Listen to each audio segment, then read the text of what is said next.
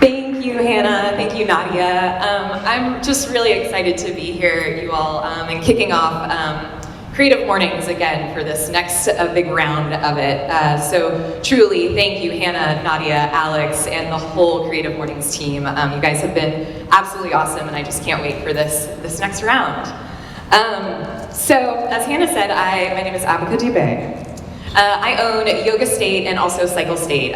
We are two boutique fitnesses in St. Matthews. And yoga, I offer everything from sort of like this like cardio power, like hardcore kind of stuff, to just restorative, to laying around on a bolster and just calming the brain and getting settled, getting right. Cycle State is an indoor spin studio. So turn down the music, turn up the music, turn down the lights, and we just spin and just rock out and just get out of our heads, feel that beat, and just really work together as a community to just burn off some mental stuff, you know. So today, this topic of ritual was a fun one for me to really think about, and I was also encouraged to just tell my story. So that's what I intend to sort of do today. But thinking about ritual, there's lots of different types of ritual, right? So you have your calendar rituals, right, which is more like your daily habits, keeping the house clean, right? I know I wake up at 7 a.m., my puppy wakes me up at 7 a.m., I feed my pig, I go take them out, right? It's this whole routine that we have, me and my husband. Right, I know some of us wake up, meditate, wake up and journal, whatever it is, right? And then there's also these religious or these spiritual rituals. So maybe it's going to church every Sunday, perhaps other ceremonies, maybe it's doing 108 sun salutations at the turn of a season, right? Maybe it's a symbolic act like going to a Balinese holy water temple, right? And putting on your sarong and diving into this holy water in Bali. Maybe it's even the Morari's haka, right? The like, right? That's badass stuff. So then there's these like smaller compulsive rituals, right? So I'll talk a little bit more about this, but I grew up as a swimmer. And I'd always, before I would get on the block, I would always get up there, shake my hands 3 times, and then hold on, right? Or how many times do we like beep to like lock our car, right? Even those little rituals that we do. Quinceañeras, bar mitzvahs, right? The list goes on and on. Ritual is just this thing that has so many sort of definitions. But I came across this quote that really resonated with me. So it's actually a quote from a book called A Guide for the Spiritually Curious by William H. Huff. And he says, any ritual is an opportunity for transformation. To do a ritual, you must be willing to be transformed in some way. The inner willingness is what makes the ritual come alive and have power. I'm going to say that sentence one more time. The inner willingness is what makes the ritual come alive and have power. Right? So if you aren't willing to be changed by the ritual, don't do it. Yeah? So to me, that was just it. That one really hit, right? We get to choose our rituals to transform ourselves or shift in some way, right? It's the meaning behind, it's of the doing or the saying or whatever that ritual is that leads to this transformation. So I grew up in Louisville, like Hannah said. I lived in the Highlands. My parents still live in the same house in Tyler Park. I was a total little Bardstown Road kid in the 90s. I'm sure my Jankos, walking around. Yeah, you know. So I grew up just as a very athletic kid. I was a big tomboy. My dad had me riding like 45-mile bike rides when I was probably way too young to be doing that, just on my little banana seat bike with no gears. And I was playing soccer, I was playing softball. I really, really loved athletics. But swimming is something that I started doing, and I really, really took a hold of that in a major way. It just sort of hit me different. And it just became this huge part of my life when I was a tween. And it was nice because it offered a little bit more like structure and some familiarity just in my everyday life. It was something that sort of took the chaos away, and I knew that I could just go and be in the pool. But I loved swimming because it's more of a personal sport, right? And also like you're under the water, so like everybody just has to like, you can't hear anything, right? You're alone. There is tons of technique and alignment involved with your stroke, right? So we would have these like stroke clinics where it was everything from like, no, Abica, you put your index finger in first when your pinky needs to go in first, or we get videoed underneath the water, like watching our pull, right? So all these little things, these like minute little things in swimming can easily take off like a couple tenths of a second, which is huge in the swimming world, right? So I'm sure we all saw the Olympics and saw, although Katie Ledecky, that 10-second, but anyway, so I loved the idea of trying to manipulate my body in a way to excel performance, and that was something that was really, really interesting to me. I also loved holding my breath. There was something sort of like scary and like dizzying about it, and I don't know, I was like kind of like a little daredevil kid just running around, so I just liked just being able to hold my breath and feel that like tension rise up and like get a little nerve-wracked and then have to take that breath. And it was also meditative. Definitely not a word I would have used then, but I can definitely recognize that it was now, right?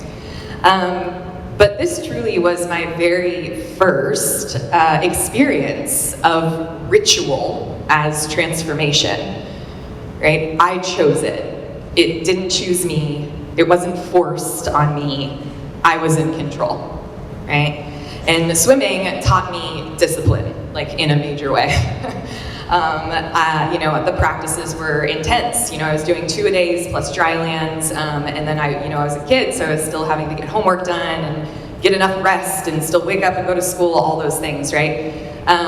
Structure, tons of tough love. I had great coaches growing up, but they were hard on me. They were very hard on me, and I think that's something that I will always love and respect about the coaches that I did have, because it was just that, tough love. And I think that's a huge part of who I am today. And then also just work ethic. I mean, obviously, right? So I truly, truly feel like I owe so much of who I am today because of my time in the water. All those times that I spent with my hair turning green and getting pruned fingers, just chlorine, sweating chlorine. Right, so that was a huge part. First time I really felt ritual. And then I started taking acting classes. Game changer. All right, so I loved it. I went to YPass, so manual. So I know that's like a thing we do in Louisville. We tell each other where we went to high school. We went to manual, went to YPass. And I just absolutely loved it, and I leaned in. I stopped doing sports as much. I was still an athletic kid. Of course, I would just get out, do stuff. But I think movement for me sort of became a little bit more in like the dance realm and just like actual, I mean, you do that weird shit in like art classes, acting classes, right? So I was just moving my body around a lot. I ended up going out to, for school, California Institute of the Arts, CalArts. So does anybody know CalArts in here? Yeah, hey! Okay, so it's in Los Angeles, just a little north of LA. And it's actually Walt Disney's school that he created. So Walt Disney, despite his like sweet little cartoons, is like a really wild mind dude.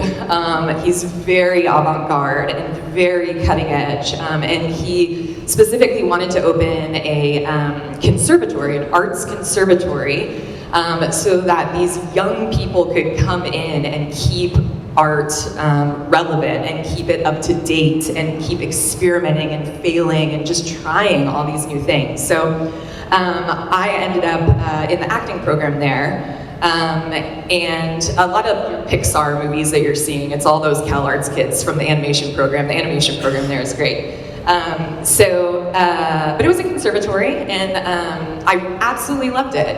It was a really cool chance for me to take what sort of swimming had taught me, this ritual through this movement, this swimming, right? That was like already ingrained. And so I think this word transformation, this is why it's so important, because it had transformed me, right? Ingrained in me was a discipline from swimming. Ingrained in me was this work ethic. So that was something that I just had and I didn't need to worry about. So now, art school was really cool because I got to go just explore and like mess up and fail and try again and do weird stuff and see if people responded to it and see if it worked. Within CalArts, it is a conservatory, so my friends that went to art school, I'm sure you know this life, but it was all art classes or relating to my art, my craft. So quite literally my only classes I took in college were like movement, so that could be anything from like Tai Chi, yoga, and that's actually where I took one of my first yoga classes, was at CalArts, my very first year in my movement class. Just any sort of dance, right? Alexander technique, if those of you that know it, but it's posture work, essentially. You've got to have good posture if you're going to be on stage, right? I also did a lot of like voice classes and speech classes, so my voice was all about like learning the ins and outs of like my tongue and my throat, my diaphragm, and like how to breathe correctly and like, project all that stuff. And speech was more international phonetic alphabet. That's what we did a lot. So it's these symbols, so it's these symbols, right, that basically it's not an alphabet per se, but it's more symbols that represent a sound. And that's what we're learning as actors. So then when we write out our scripts, we're able to use the sounds, let's say if we had to do an accent. Right, so that's how a lot of accents got learned. So it's super cool. The symbols are awesome. But I loved CalArts. I mean, I felt like I could be big and expressive. I absolutely loved living in Los Angeles. And I really learned to relate to different people through character work. Right, so you had to do all this character work, these different Stanislavski method, method acting, the what if. I can still hear my teacher, he was talking to me this morning in my head, like, what if it were real, right? There was all this involved that really allowed me to be vulnerable emotionally. And I really got to understand and get in other people's heads, these characters that might not think like me or might not act like me. And I think that gave me this really awesome tool, especially for what I do now, just to be able to relate to different people. And it's also this tool of like, I just love talking to anybody. Like I will talk to anybody. So physicality was still huge when I was at CalArts. The plays there were freaking epic. I was in the Bacchae, which is this Greek play, and we had to start, I was in the chorus, it was an all-women's chorus, and the stage was like this huge hill, this grade. We laid down, so we were like laying backwards with our feet up in the air, but this is how the audience would walk in, right? So the 10 of us girls were just laying there, all the blood rushing down to our heads, our legs up in the air for probably a good 30-40 minutes while the audience was coming in, and then you've got to get up and immediately like, right? So this physicality was still really, really predominant through my time at CalArts and through my acting, and I was strong, so I would always get these roles that involved a little bit more physicality. I played an old woman in a wheelchair that managed to flip over a table without ever touching the ground. That was a fun one. I feel like I need to pull that out again and try to see if I can still do that. But I loved it, and I took this work oh so seriously. I was very serious about my craft. In being in this art world, specifically this performative arts world, there's all this room for error, but not on performance day. You may not mess up on performance day, right? And so I took that very seriously, and I took my craft very seriously, and I started to become a very serious person. I've been called all kinds of things, from serious to standoffish to intimidating, right? And while I knew that never really bothered me, because I know I'm never mean or unkind, I really try not to be, but I just take my passion seriously. And that was something that I don't think, well, maybe it didn't come out in the best ways all the time, but it's something that still is with me to this day, that has really helped take me through owning a business. So after I graduated, I ended up staying in LA. I got an agent and just ended up auditioning, hanging out like you do in your 20s in LA.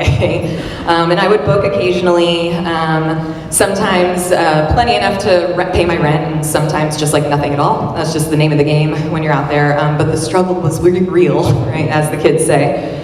And this was the first time I really started feeling rejection for the first time in my life, right? I wasn't this star swimmer. I wasn't getting all the leads in the college plays. I was thrust into the real world, coming from my very little liberal, progressive, avant-garde, artsy world bubble into LA, this sea of everyone, right? So that was tough. That was really tough for me.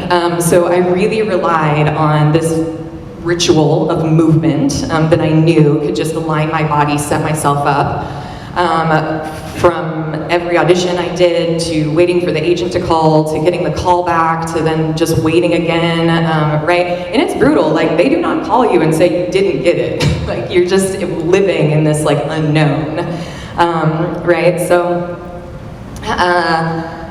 throughout there, that time, I really started leaning on more breathing techniques, and I say that in a way that's very simple. So in CalArts, I had a teacher once that would really encourage me to just get the mind to stop racing, and she would tell me to, and this is a good one for those of you that have any sort of anxiety or sometimes have like that fast-paced brain, but to count your breaths to 10. So one inhale and an exhale is 1. When you get to 10, start over. But the caveat is, if a thought pops in while you're counting, then you have to start back at 1, right? So it's this beautiful thing that just sort of helps you keep on track. And I will tell you, I see some of you smiling and being like, oh no. I haven't gotten to 10 in probably, I don't know, 5 years. It's been a while, okay? It's been a while, but it really is this thing that just allows you, I mean, it forces you, it throws you in the present moment. So I really relied on these aspects of just putting myself in the present moment, whether that be through this movement or this breath. Again, I didn't really know about meditation at the time, but I was doing that with the breath.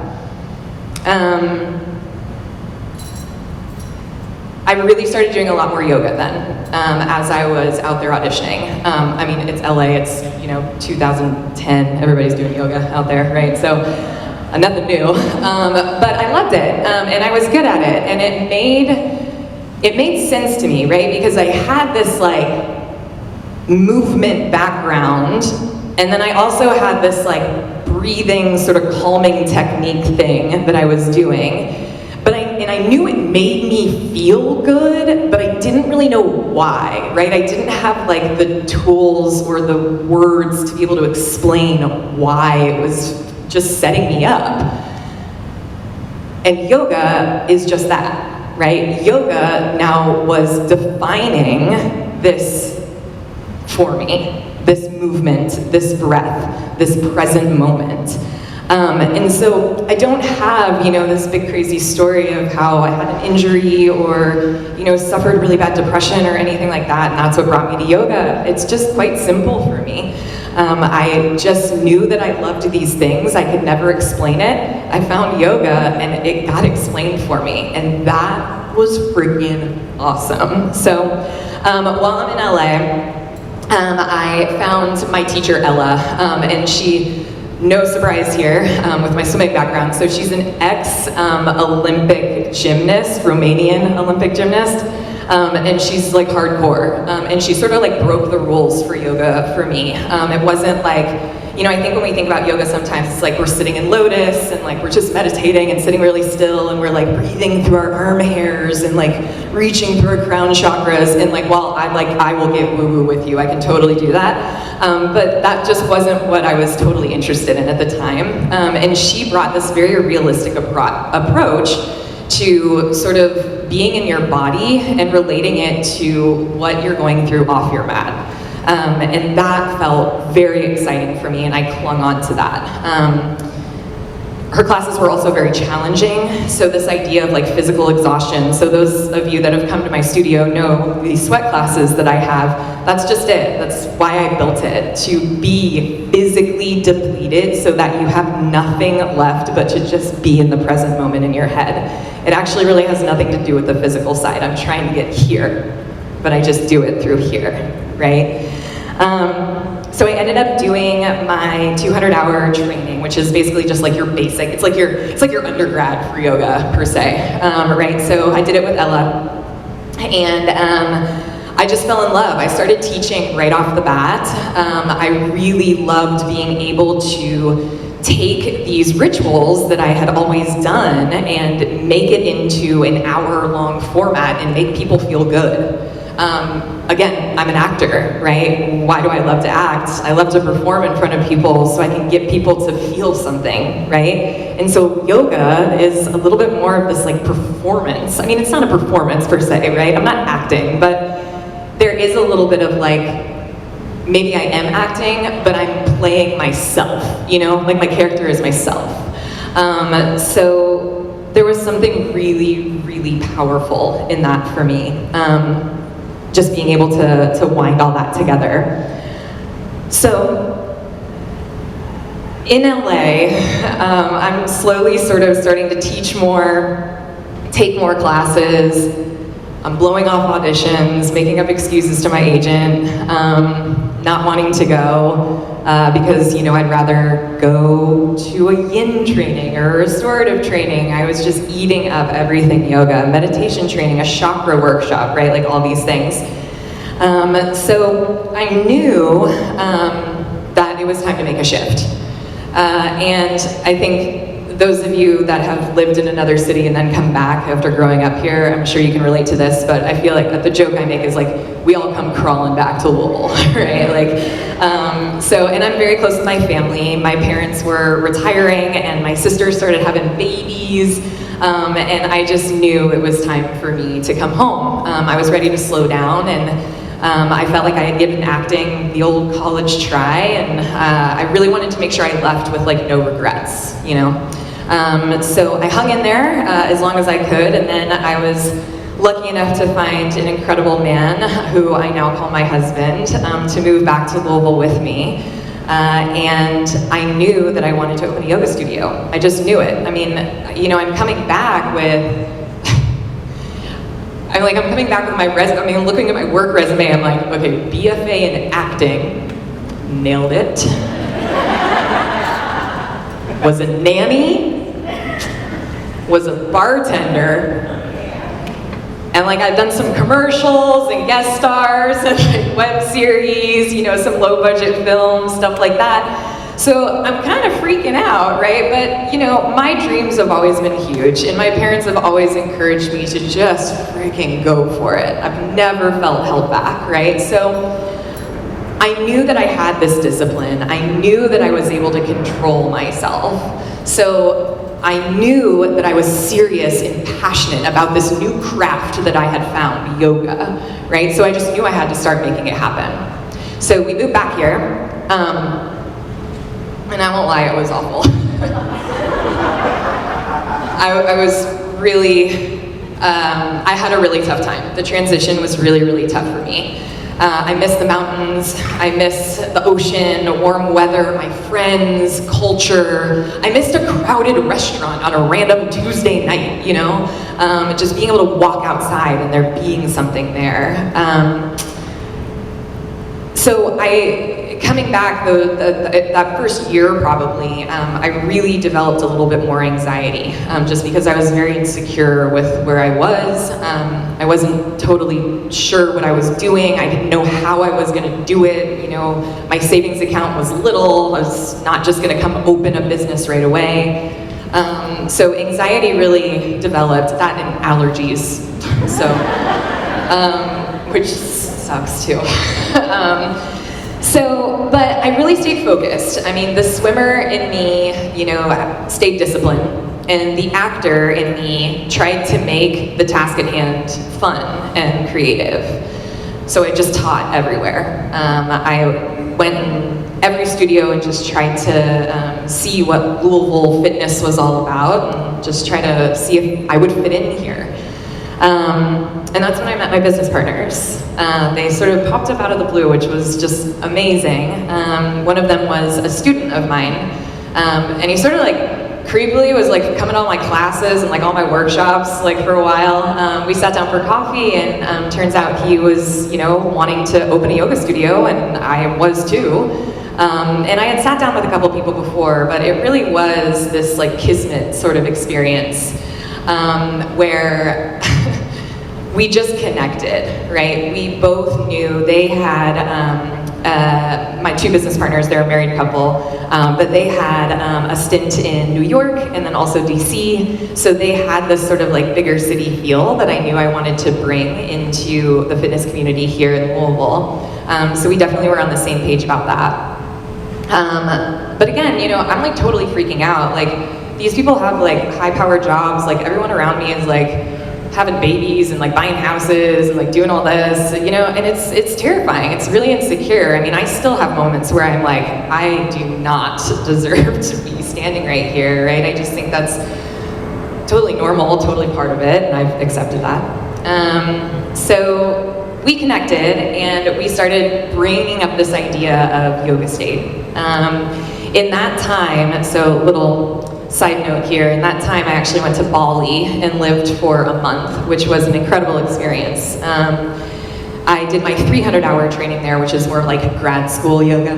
But it was cool because it was sort of like this all-immersive experience. And while I learned a ton more about yoga, I mean, we were in class for 10 to 12 hours a day. I had my bed made for me every day. I had food put in front of me every day, this delicious vegan food. I was really able to live yoga, right? And again, so throughout all this chaos of sort of the move and acting and coming here and not really knowing what I'm doing, I sort of lost these rituals that I was very in tune with, these things that like put me back on track.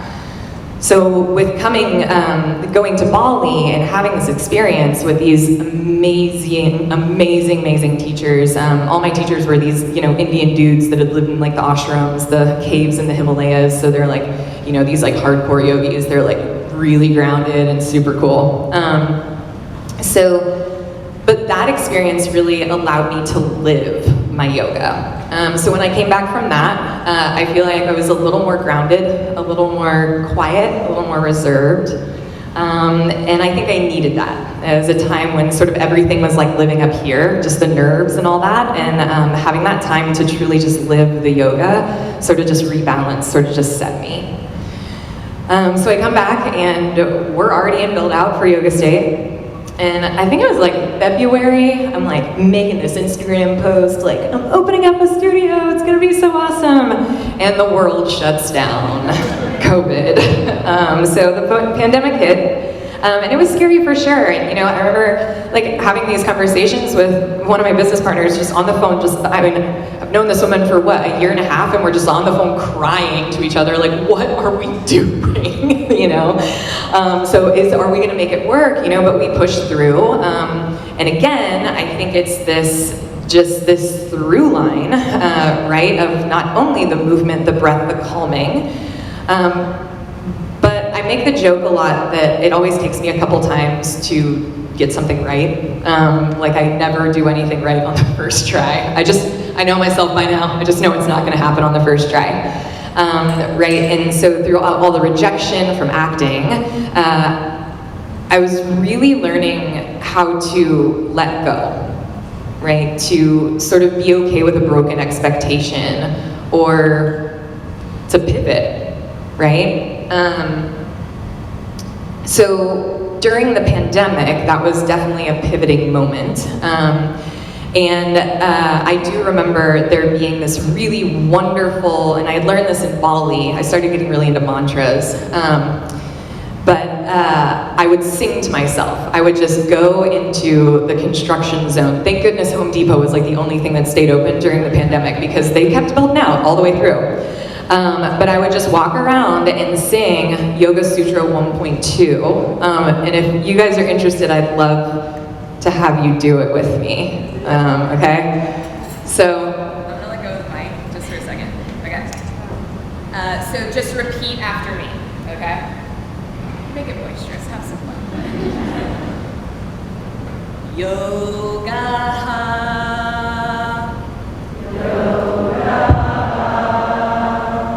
Chitta. Vritti. Nirodha.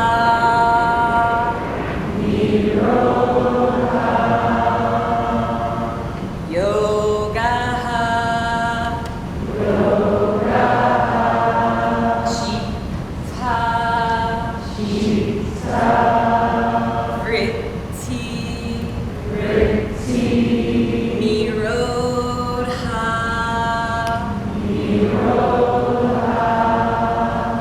Yoga. Chitta. Vritti. Nirodha.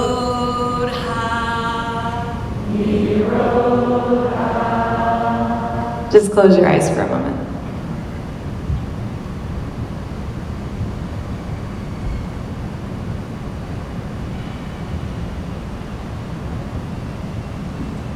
So that feeling, right?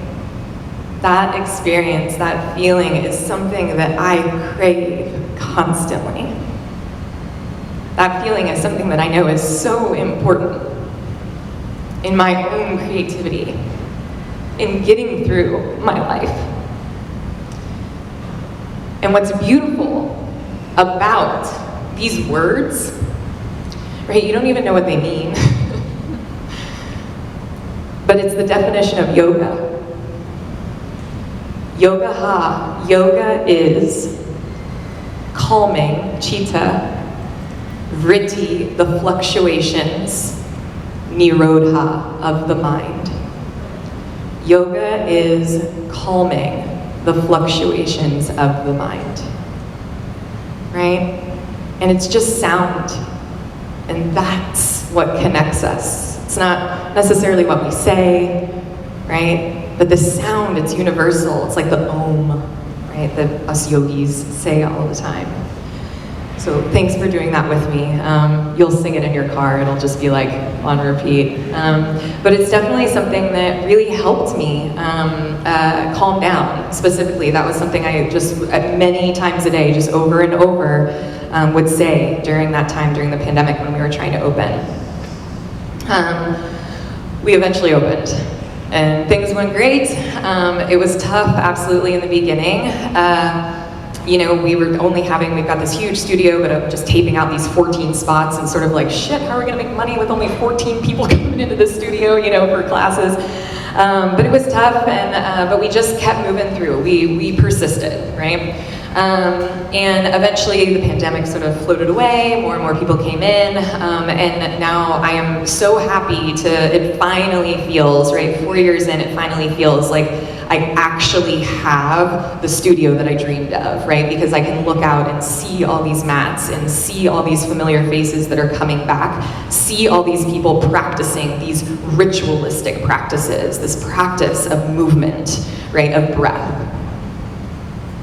So we went on to open cycle state, which we learned a lot the first time around, right? So that was a little, I'm gonna say easier, but like take that with a grain of salt. Like it all comes with its challenges, right? And you know, so for me, having these two businesses that are now just running pretty smoothly, they're doing their thing. You know, it doesn't come without challenges, right? I've never been the smartest one in the room. I mean, the last math, not that this is like a thing, but like the last math class I took was sophomore year of high school. Like, I don't know, like I'm this girl, like, you know? I don't have a business degree, right? So I know I'm not the smartest one in the room. I know I'm not the funniest one in the room, right? I know I'm not always the bravest one in the room. But I do know that I always have something to bring to the table, right? And I do know that, and really I didn't realize it until I was working on this talk, but these rituals, this ritual of movement that has been a through line in my life, this ritual of breath that has been a through line in my life, this ritual of letting go, of just being okay, trying again, right? These are the things that I think absolutely make me the business owner that I am today. It's not easy. I still have a ton of insecurity, major imposter syndrome all the time. But we're here and we're doing it, and I'm really excited to grow within the businesses and with my community. So I'm a swimmer in my bones, right? I'm an actor in my heart, and I'm a yoga instructor in my soul. And I'm really learning to take this realistic approach to what I do now, right? Not worrying about what I don't have, but really taking care and bringing forth of what I do have, what has been my past, what has made me who I am. So I would really encourage you, ask yourself, what rituals did you maybe used to have that you have now? Or maybe that you want to have, right? Because these rituals, that's the transformation. You don't even have to be really good or know what the you're doing, right? But as long as you keep these through lines in your life, success, goals, they're gonna come. Thanks, y'all.